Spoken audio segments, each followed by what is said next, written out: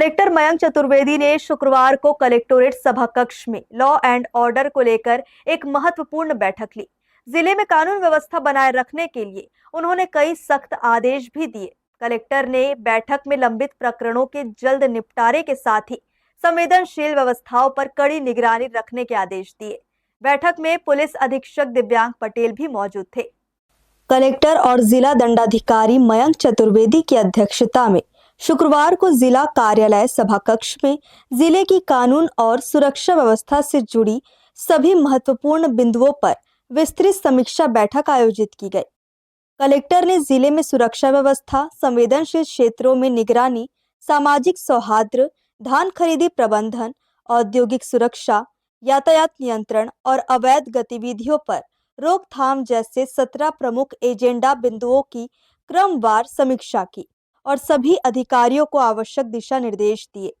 Collector ने सभी विभागों को निर्देशित किया कि सभी 17 एजेंडा बिंदुओं की अद्यतन प्रगति रिपोर्ट समय पर प्रस्तुत करें। उन्होंने कहा कि कानून व्यवस्था बनाए रखना केवल पुलिस विभाग की जिम्मेदारी नहीं, बल्कि सभी विभागों का सामूहिक दायित्व है।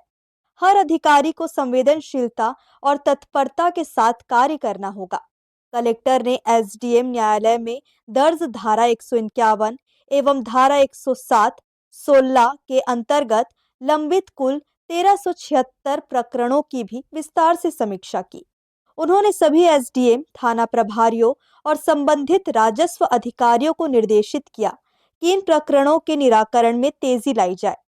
पीडीएस दुकानों में चोरी होने के बावजूद एफआईआर दर्ज न होने पर कलेक्टर ने नाराजगी जताई और तत्काल कार्रवाई कराने को कहा। कलेक्टर और पुलिस अधीक्षक ने सभी ब्लैक स्पॉट पर street light, high mask, speed breaker और संकेतक बोर्ड लगाने के निर्देश दिए।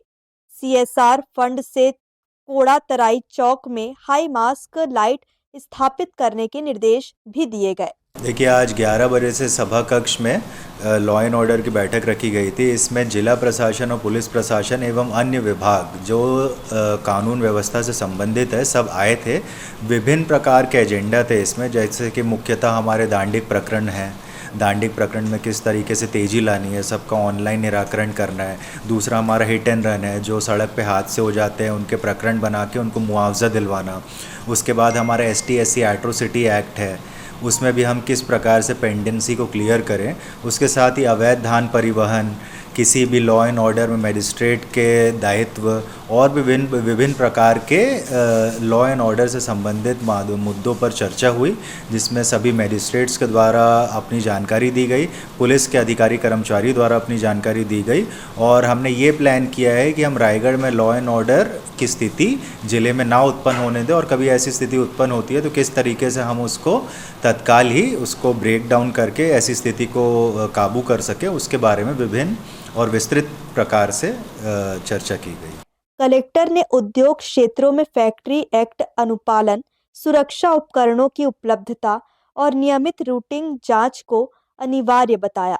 उन्होंने कहा कि किसी भी प्रकार की सुरक्षा लापरवाही बर्दाश्त नहीं की जाएगी तथा दोषी कारखाना प्रबंधन पर कार्रवाई सुनिश्चित की जाएगी। उन्होंने अवैध उत्खनन, भंडारण और परिवहन पर सख्त कार्रवाई करने के निर्देश दिए। वहीं पुलिस विभाग को अवैध शराब बिक्री और नशीली दवाओं पर विशेष अभियान चलाने को कहा। मेडिकल स्टोर निरीक्षण, अवैध दवा बिक्री और जब्त वाहनों की राजसात प्रक्रिया पर भी विस्तृत समीक्षा की गई। हर्ष न्यूज के लिए देवेश देवांगन की रिपोर्ट।